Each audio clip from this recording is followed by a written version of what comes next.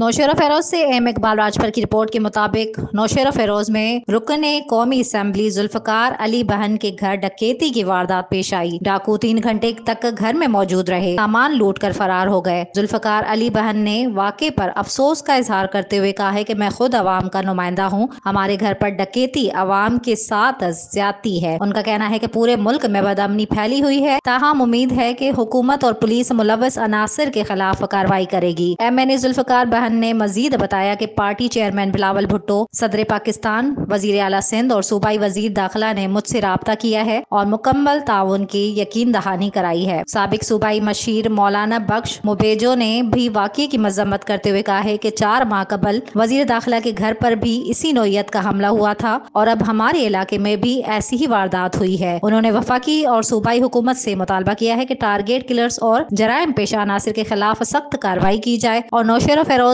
में अमन और अमान बहाल किया जाए।